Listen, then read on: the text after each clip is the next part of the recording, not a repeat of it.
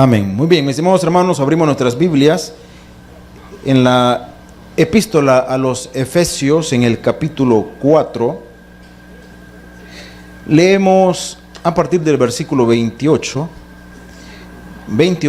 y 29. Cuando lo encontremos puestos en pie, le damos lectura a la palabra de nuestro Dios.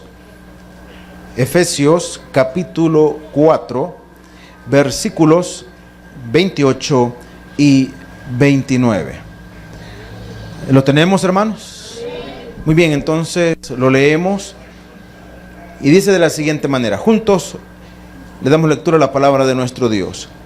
El que hurtaba, no hurte más, sino trabaje haciendo con sus manos lo que es bueno. Ninguna palabra corrompida salga de vuestra boca, sino la que sea buena para la necesaria edificación, a fin de dar gracias a los oyentes. Oramos. Padre, en esta noche, abre nuestro corazón, instrúyenos con tu palabra. Queremos aprender, queremos recibir más de ti. Que al momento de retirarnos de este lugar, lo hagamos de manera diferente como hemos llegado. Te lo suplicamos en el nombre de Jesús. Amén y amén. Podemos tomar nuestros asientos, mis estimados hermanos. Recordemos que la instrucción que el apóstol Pablo dirige a la iglesia en Éfeso tiene que ver con el llevar a la práctica toda la enseñanza que había impartido desde el capítulo 4 hacia atrás.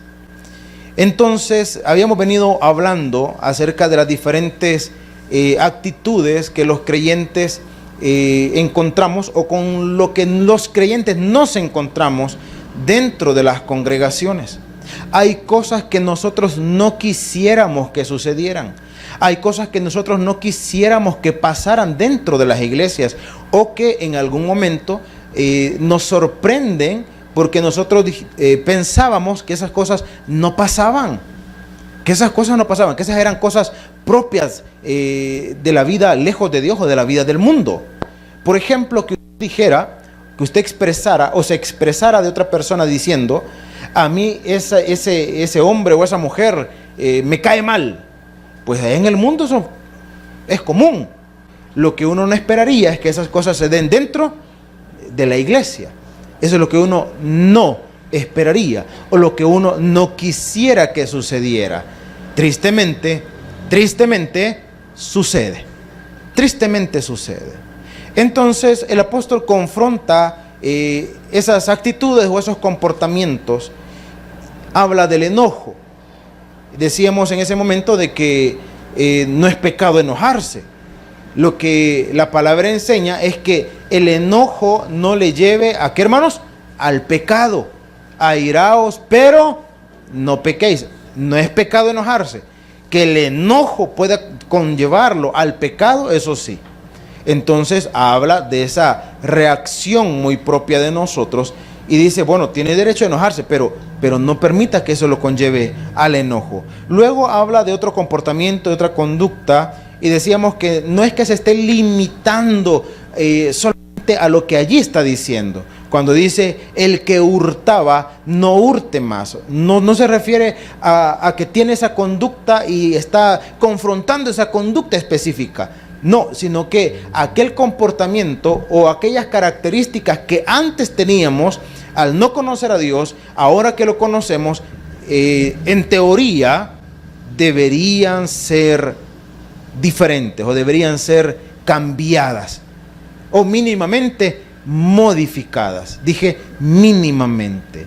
O sea que la condición de un individuo no puede continuar siendo la misma a partir de su encuentro con Jesucristo. No puede. Y no porque la iglesia le va a obligar o la iglesia le va a andar supervisando la vida. Aunque hay congregaciones, no sé si en algún momento decirle que de forma legalista si fiscalizan la vida de sus miembros. Si los hacen. Hay gente que tiene ciertos conceptos o ciertas concepciones de las congregaciones por lo que han escuchado de otras iglesias, de lo que otras congregaciones han hecho, y piensan que todos somos iguales. Alguien me decía, no, mire, y es cierto que ahí en la iglesia le preguntan a uno cuánto gana. Yo le dije, ¿y eso? ¿Por qué? No, que me han dicho que les preguntan cuánto ganan para sacarles el diezmo, me dijo. Le digo, nada que ver. Hermano, aquí a ninguno de ustedes, jamás, nunca, se le ha preguntado cuántos son sus ingresos. Nunca. ¿Por qué razón? Porque no es, hermano, competencia de la iglesia fiscalizar esa condición de su vida. No lo es. No lo es. Entonces, hay congregaciones, por ejemplo, y hay cosas que se visten, óigame bien, hay cosas que se visten de nobleza. Se visten de nobleza. Porque dicen, mire, ¿quién puede participar del servicio de la iglesia? Ah, no. Pues mire, si es un soltero, por ejemplo, tiene que ser un soltero comprobado de buen testimonio. De buen testimonio. Si es caballero, que nunca lo hayan visto en una esquina con una muchacha.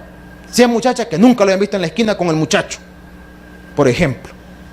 Y si ya tiene si ya tiene familia, pues entonces tiene que ser casado, si no, no puede participar. Y repito, y se viste de nobleza, porque dice, no, pues y eso tendría que ser así. Tendría que ser así. El problema es cuando caemos en lo que insistimos continuamente. El problema es cuando nosotros categorizamos los pecados, porque entonces entramos en la condición del tradicionalismo. Pecados veniales, mortales, sacrificiales y no sé cuántos otros, hermano. Entonces, aunque se vista de nobleza,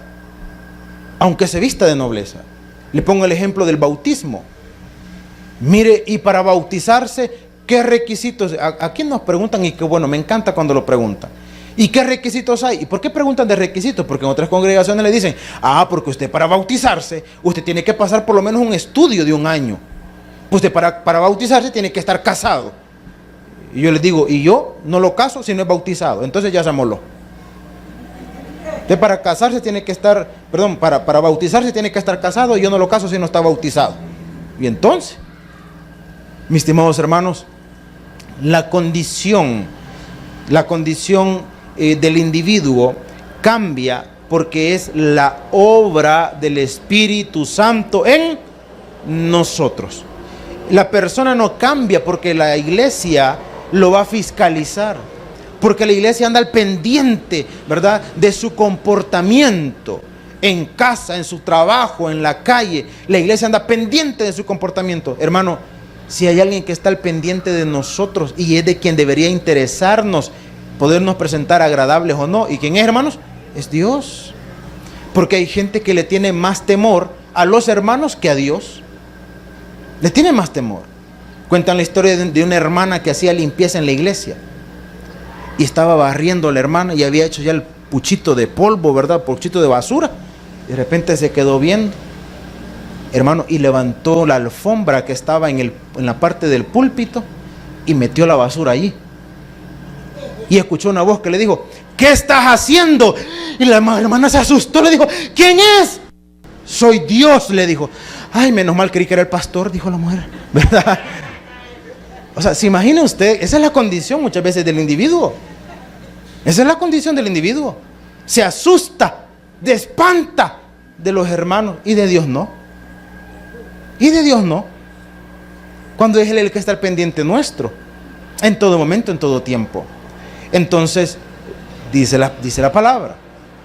Nos quedamos en el versículo 28. El que hurtaba, repito, habla de una conducta mucho más amplia que el simple hecho de hurtar. El que hurtaba no hurte más, sino trabaje haciendo con sus manos lo que es bueno, para que tenga que compartir con el que padece necesidad.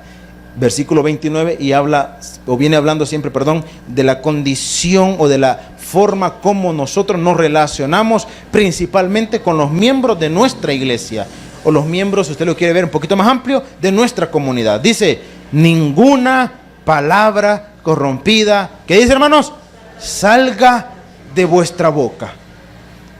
Vaya, limitémoslo. Asumamos que estuviera hablando exclusivamente del comportamiento que allí menciona. El que hurtaba, no hurte más. Y se imagina que el ser humano es bastante, llamémoslo, inestable en su condición emocional. Porque usted puede tener un concepto de una persona, pero si usted se entera, aunque a usted no le conste, si usted se entera que esa persona ha tenido A o B comportamiento, somos nosotros capaces de etiquetar a esa persona, hermano, aunque a nosotros no nos conste. Y hay gente malintencionada que se pone a estar, hermano, señalando la condición de los demás, aunque nadie le pregunte. Aunque nadie le pregunte. Estaba en el centro de San Salvador conversando con una persona, y de repente pasó alguien, una muchacha, y con el que yo estaba platicando se quedó callado. Y al ratito, cuando la muchacha iba a distancia, me dijo: ¿te fijaste? ¿Te fijaste? ¿El qué? Le dije yo. La fulana que pasó allí, me dijo. Aquella que vaya, me dijo. No, le dijo, esa fue prostituta. Y uno dice, ¿y a mí qué me importa? Y después me quedé pensando, gracias a Dios que no me di cuenta quién fue. Porque ¿cuál es la condición del individuo, hermano? La condición del ser humano, la condición nuestra, ¿cuál es? Cuando la vea, ¿qué va a decir?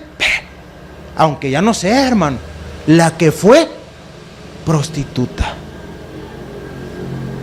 Mira, el hermano aquel, sí, ¿quién? El hermano aquel, cuando se te quede la llave dentro del carro, a él decirle, porque él antes abría carros, mañoso de carros era. Oye, es hermano, pero era mañoso de carros. Entonces cuando lo vea, ¿qué va a decir? Ve el hermano, mañoso. Es la condición del individuo. Entonces, asumamos que está hablando de ese comportamiento. De los que son mañosos. Ay, yo no sé cómo es que esa gente grosera, ¿verdad? Como esa gente insensible se andaba dedicando a esas cosas, andarle quitando lo demás a la pobre gente que con su esfuerzo ha logrado hacer, y no sé qué, y no sé cuánto. Imagínense que nosotros despepitamos al que hurtaba. Sí, pero aquí viene y habla de otra condición. Y dice, ninguna palabra corrompida salga de vuestra boca. Ahora, ¿qué es una palabra corrompida, hermano? ¿Qué es una palabra corrompida? Una palabra corrompida es una mala expresión. Una palabra soez es una palabra corrompida. Podríamos decir que sí. Sí, por supuesto que sí. Una mala expresión, una vulgaridad es una palabra corrompida.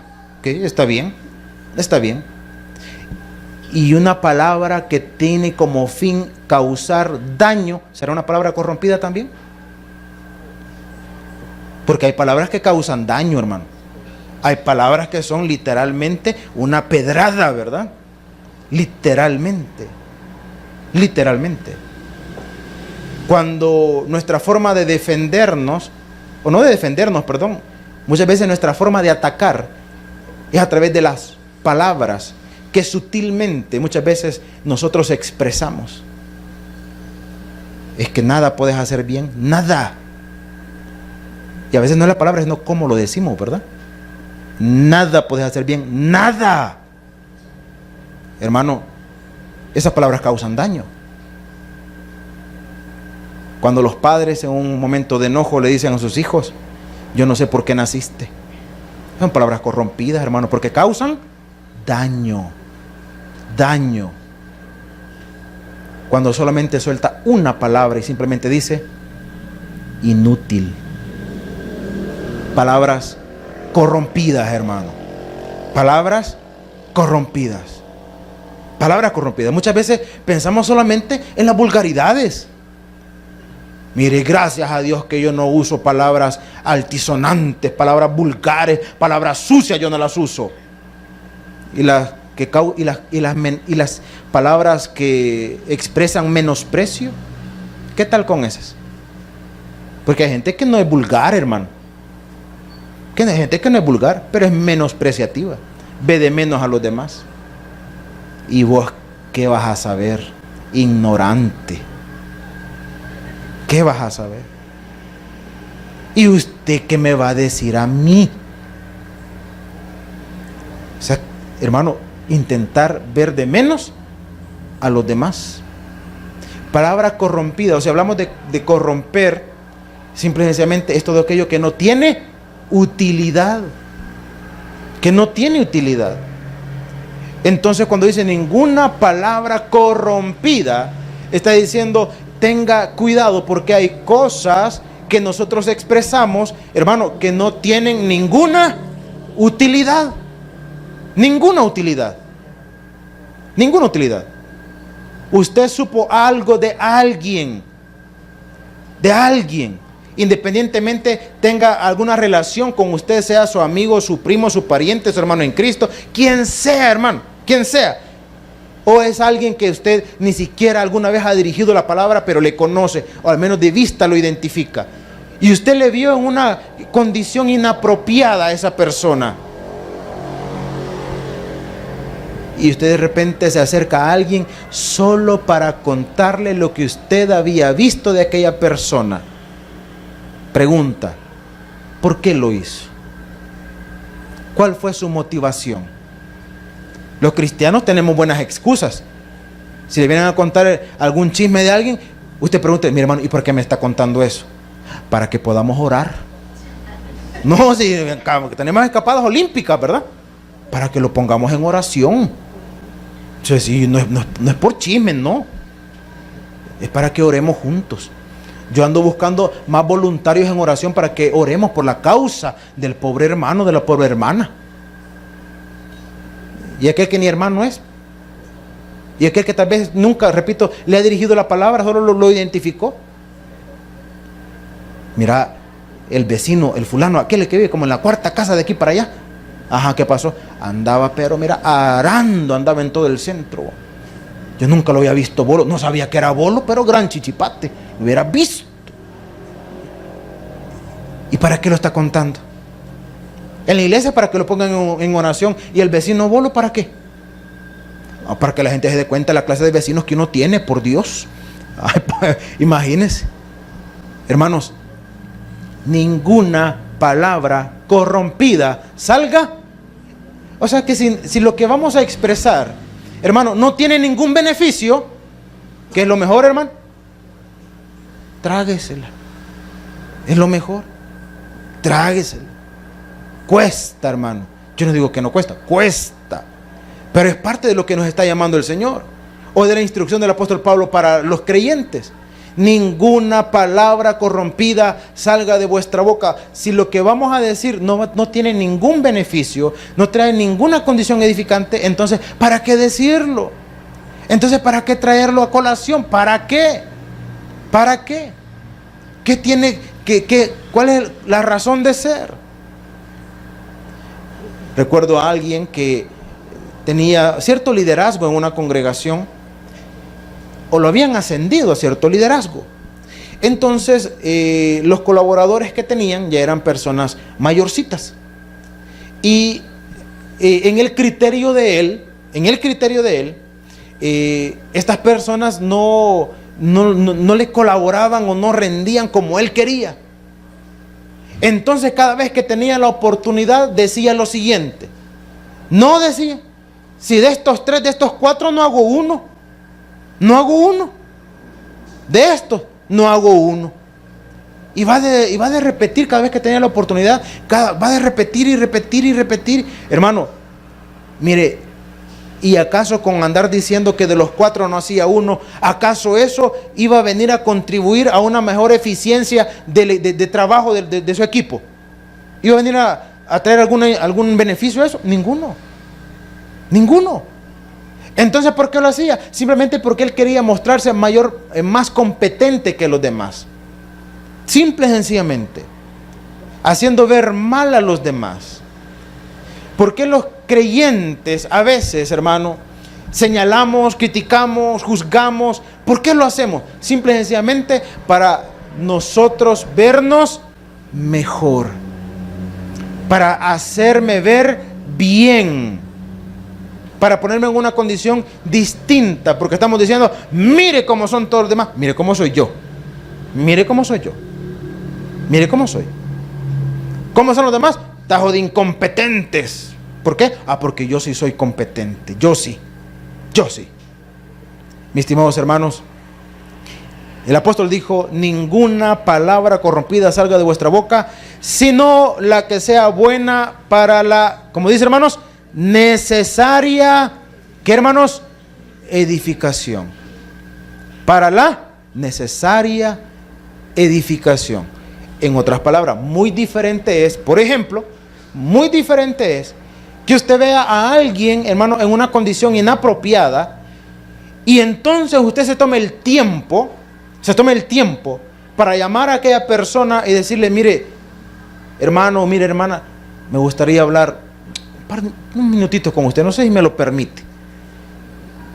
Fíjese que probablemente no sea de mi competencia, probablemente pues no sea yo la persona más indicada, pero fíjese que esto y esto. Entonces yo quería hablarlo con usted porque considero, porque pienso que probablemente esto pues le puede causar a usted problemas, le puede causar a usted consecuencias, probablemente esto, hermano, es muy diferente. Usted fue, hermano, y de buena fe actuó hablando o tratando de dar un consejo a quien lo necesita. Si lo valora o no lo valora, eso ya no es su problema. Eso ya no es su problema.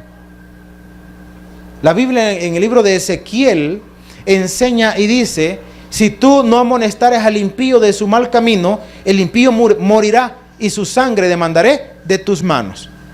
Pero si tú amonestares al impío y el impío no se volviere de su mal camino y el impío muriere, dice, tú habrás librado tu alma. En otras palabras, usted hizo lo que tenía que hacer. Si el otro hizo caso o no, ese no es su problema, hermano. Usted hizo lo que tenía que hacer. Y usted lo habló con la persona indicada. Usted no fue a buscar una tercera, una cuarta persona para contarle lo que el otro estaba haciendo. Usted se dirigió a la persona indicada. Entonces, cuando la Escritura dice, sino la que sea adecuada para la necesaria edificación, no está diciendo que nosotros nos hagamos, hermanos, los desentendidos con la condición de los demás. Pero si a nosotros nos importa, entonces diríjase con la persona indicada. Diríjase con la persona indicada. Y si la persona o esa persona que probablemente está actuando de una forma que le va a traer consecuencias, tiene cierta madurez, cierto criterio espiritual, en lugar de enojarse con usted, al contrario se lo va a agradecer.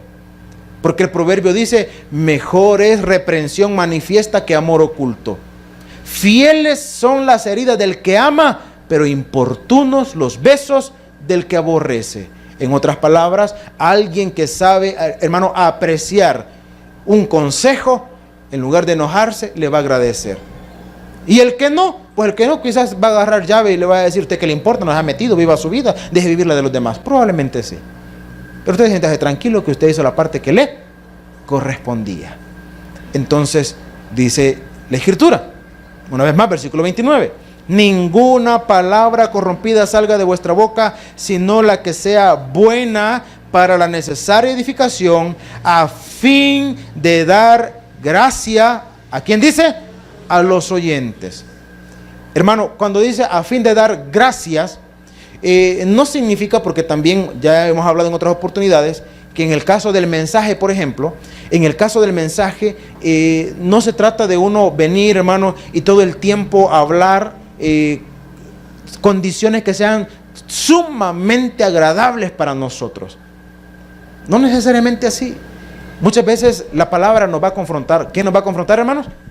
La palabra. ¿Quién nos va a confrontar, hermanos? La palabra. No el predicador, porque el predicador, quien quiera que sea, es humano y no tiene solvencia para confrontarnos. ¿Quién nos va a confrontar? La palabra. Porque yo le pongo un ejemplo, hermano. Yo le pongo un ejemplo. Yo no voy a venir, hermano, a regañarlo a usted, ni que usted fuera mi hijo. De ahí el concepto equivocado de la palabra sermón. Ahí van a la iglesia que lo sermoneen todo. Hermano, aquí no viene usted para que lo regañen. Usted no viene aquí para eso. Y si usted cree que la iglesia es el lugar donde nos van a venir a regañar, se equivocó, hermano. Se equivocó. Se equivocó. Es como, yo no sé usted, pero mi concepto es el siguiente. Es como los maestros. A los maestros se les contrata, se les, hermano, prepara, se les capacita. ¿Para qué? ¿Para qué, hermano? Para que enseñen. No para que vayan a regañar a los bichos usted. No para eso. Repito, es mi concepto. Porque he conocido maestros que se tardan 20 minutos regañando a sus alumnos.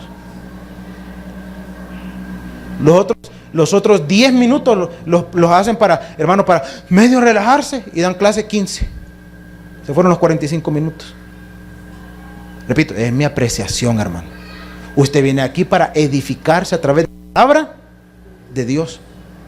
Si usted quiere que lo regañe, esa es otra ofrenda, hermano. Sí, por la misma no, aquí para la edificación. Y quien nos va a confrontar es la palabra. Es la que nos va a confrontar. Es la que nos va a confrontar. Porque, repito, porque el individuo puede tener solvencia en muchas áreas, pero no en todas, hermano. No en todas. Por ejemplo, a mí me cae en gracia, me gusta, me cae en gracia, me gusta. ¿Ha visto usted, y si no ha visto puede buscarlo en las redes sociales, en YouTube? ¿Ha visto usted sacerdotes dando charlas de familia y cómo educar hijos? ¿Los ha visto alguna vez? Si no los ha visto, búsquelo, hermano. Hay unos curas usted que dan unas ponencias nítidas. Yo los he escuchado y digo, buen punto, excelente, me gusta. El hombre ha estudiado, se ha preparado, tiene una buena disertación, una buena enseñanza. ¿Es casado el hombre públicamente? No, hermano. Atrás quién sabe, pero ahí no lo sé. No lo sé. Pero y se ha fijado que hermano, bueno, aquí en el país, yo no estoy hablando de realidades de otros lugares, hermano. Aquí en el país montan eventos y le cobran por ir a escuchar las ponencias del señor presbítero y no sé qué, no sé cuánto. Le cobran. Imagínese usted, pongámoslo en una condición práctica. Estamos hablando de solvencia. Hay un ministerio, me encontraba con un buen amigo el fin de semana, amigo de muchos años, y conversábamos y brevemente platicamos y me dijo, y mira, ¿y cómo estás en la iglesia? Y le digo, pues más que bien, y comenzamos a platicar.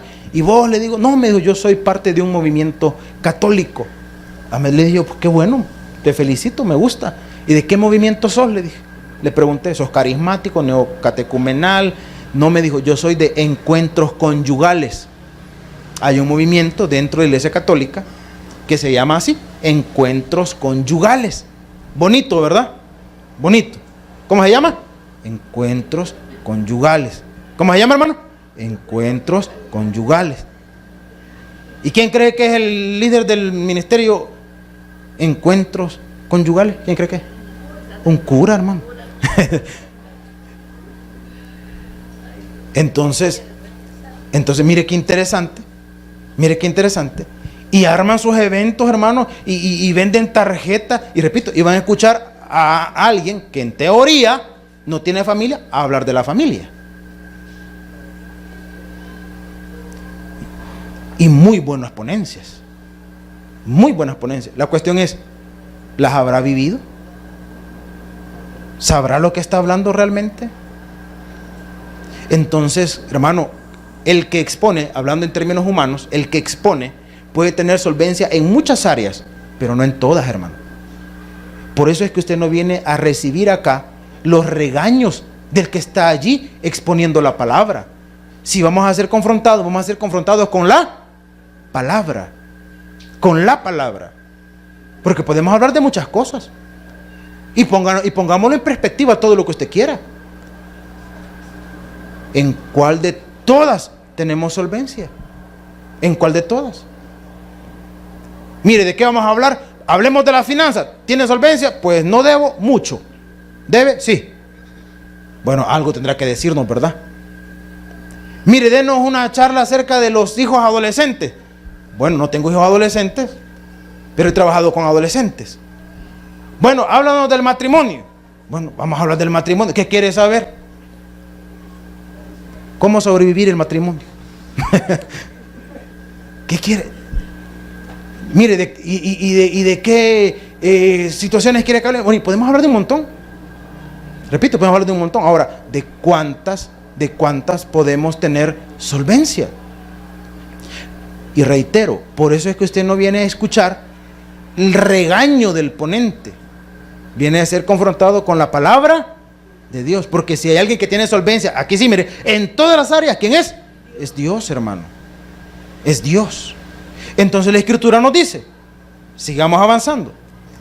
Ninguna palabra corrompida salga de vuestra boca, sino la que sea buena para la necesaria edificación, a fin de dar gracia a los oyentes. O sea, lo que nosotros necesitamos, no siempre lo que queremos oír, sino lo que necesitamos. Y lo que necesitamos, hermano, va a ser expuesto a través de la palabra de Dios. Va a ser expuesto a través de la palabra de Dios. Ahora, vamos a un versículo más. Dice la Escritura, versículo 30.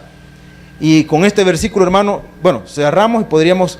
de hecho, vamos a continuar la próxima semana. Y dice versículo 30. Y no contristéis al Espíritu Santo de Dios, con el cual fuisteis, que dice, hermanos, sellados para el día de la redención.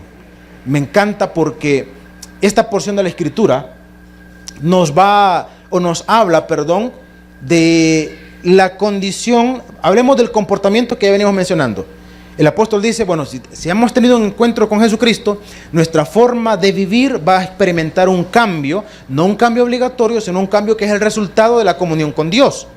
Entonces hay ciertos comportamientos que lógicamente van a ser diferentes. Pero en nuestra condición humana, en algún momento vamos a tener que, hermano, luchar con nuestra condición carnal o terrenal y nuestra condición espiritual. ¿Cuál va a predominar? La que usted alimente más. Usted alimenta más su carne, ¿qué va a predominar? Su carne. Usted alimenta más su espíritu, ¿qué va a predominar? Su espiritualidad. Eso depende de usted. Ahora, dependiendo la forma como nosotros nos querramos relacionar con Dios o como nosotros nos relacionemos con Él, nuestra vida espiritual se fortalece o nuestra vida espiritual, hermano, flaquea. Aquí la Escritura dice, y no contristéis, ¿a quién? Al Espíritu Santo. Cuando usted recibió a Cristo, en ese mismo instante vino el Espíritu Santo y mora en nosotros. Y mora en nosotros. Ahora, la palabra contristar significa, por decirlo de esta manera, disminuir. Ahora, no es que el Espíritu se haga más chiquito, es que su actuar en nosotros, hermanos, se limita. Se limita. Probablemente hoy, usted leyó su Biblia. Si usted hoy leyó su Biblia y tuvo un devocional personal, leyó su Biblia, oró un momento, probablemente reflexionó en lo que la palabra dice, usted está fortaleciendo su espíritu. Probablemente sus muchas ocupaciones no le han permitido hoy leer la Biblia, no ha orado. Anantillo vino al culto y nomás va a llegar a cenar y se va a dormir porque está muy cansado. Usted no ha hecho nada malo. Usted no fue a robar, ni a adulterar, ni a pegarle a nadie, ni nada. Simplemente no oró y no leyó su Biblia. Pregunta, ¿está contristando al Espíritu Santo? Sí. Sí, no dedicó tiempo para Él. Lo está contristando. Cuando el Espíritu Santo viene en nuestra vida, hermano, no se sale. Hay ciertas, incluso alabanzas, ciertas oraciones que doctrinalmente tienen ciertos problemas. Imagínense que nosotros comenzamos orando de manera bonita, dije bonita, no correcta, bonita, y comenzamos orando y decimos, Padre, gracias por este culto, gracias por esta noche. Pedimos, Señor, que tu Espíritu Santo venga sobre nosotros, Señor, y que tu Espíritu Santo esté entre nosotros. bonita la oración, pero no correcta. Porque si nosotros estamos diciendo, Espíritu Santo, ven. ¿Por qué le estaríamos diciendo que venga? Porque no está. ¿Por qué no está? Hoy con este tiempo de la tecnología, de las comunicaciones y todo eso, ¿alguna vez le ha llamado a alguien usted que está en su propia casa? ¿Dónde está, vos? Atrás tuyo. Ah, sí, es cierto. ¿Y a qué hora vas a venir, vos? ¿De dónde? ¿Y dónde estás, pues? En el cuarto. O sea, usted no le va a decir, mira, venite para la casa, estando en la casa, ¿o sí? ¿O sí? Entonces, si nosotros oramos, Espíritu Santo, ven, le está diciendo que venga porque no lo tiene. Porque si lo tiene, entonces ¿para qué le estaba diciendo que venga? ¿Para qué? Entonces, cuando usted recibe a Cristo, se recibe al Espíritu Santo. Cuando usted recibe el Espíritu Santo, entonces somos, dice aquí, el Espíritu Santo con el cual fuisteis, ¿qué dice? Sellados. Con el cual fuisteis, ¿qué dice? Sellados. Ahora, esa palabra de sellados con el Espíritu Santo significa que desde el momento que usted lo recibió hasta su encuentro con Él nunca más se va a salir, hermano. Nunca más. Nunca más.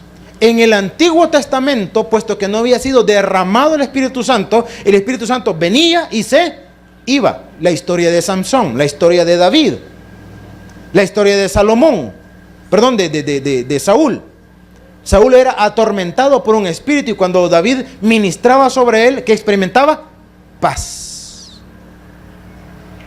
Sansón, dice la Escritura, y el Espíritu Santo vino sobre Sansón. Vino, no lo tenía. No lo tenía. Pero nosotros como iglesia, hermano, cuando vino el derramamiento del Espíritu Santo, era para que todo aquel, como dice la palabra, que en él cree, hermano, le da la seguridad de su salvación. Dice la Biblia, nadie llama a Dios Padre si no es por su Espíritu Santo. Entonces, ¿a qué se refiere con la palabra sellado? Siempre hemos dicho, hay dos interpretaciones y las dos son muy bonitas, las dos me gustan, las dos son apropiadas, cualquiera de las dos que usted quiera tomar como propia. La palabra sellado. ¿Qué hace un sello en un documento, hermano? Le da valor, autenticidad, legitimidad. Eso le da un sello, que es auténtico, que es genuino. Entonces, si nosotros tomamos la palabra sellado, es porque entonces usted es propiedad ¿de quién? De Dios. Es propiedad de Dios. Y media vez el documento esté sellado, tiene valor, hermano. Tiene valor. Hasta el día de hoy, yo no sé si me equivoco, hermano. No sé si me equivoco. Pero hasta el día de hoy, yo no he visto a alguien queriendo corregir un documento en nuestro tiempo, poniéndole liquid paper sobre el sello. Espérame, me equivoqué aquí. No, mejor destruyamos el documento y hagamos otro, porque media vez tenga el sello, es legítimo. Es legítimo. Entonces, sellado, ¿usted es propiedad de quién? De Dios. Es sellado. Segunda interpretación, sellado.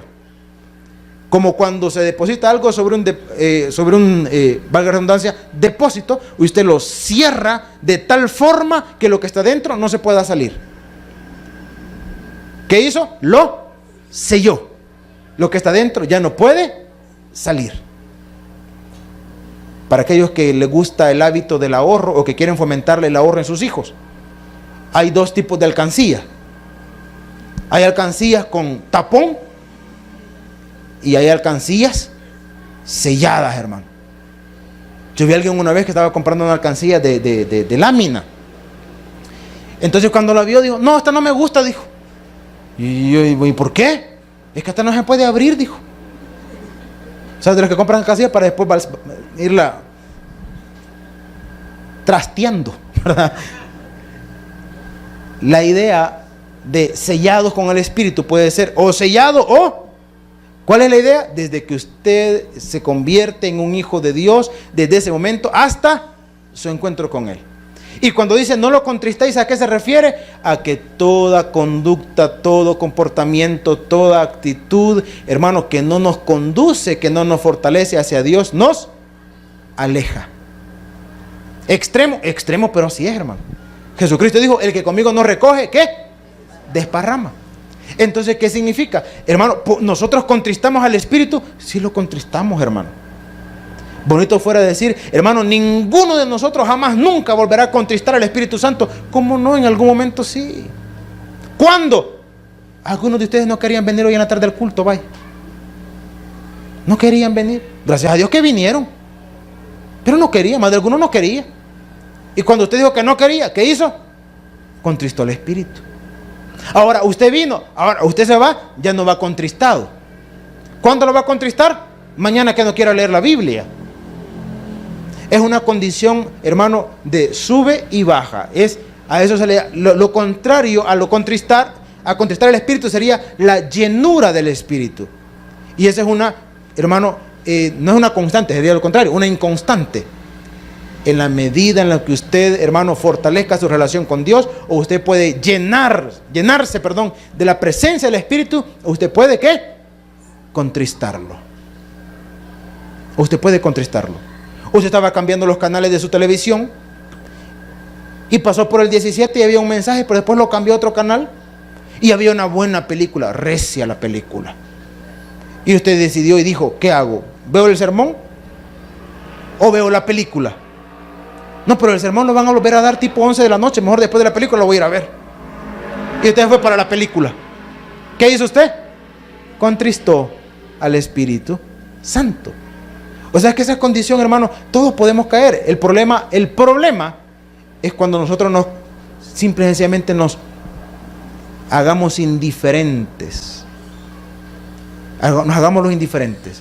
Me interesa tener esa llenura del Espíritu, no me interesa, lo contristo, me da igual, soy salvo y punto. Que son cosas diferentes, hermano.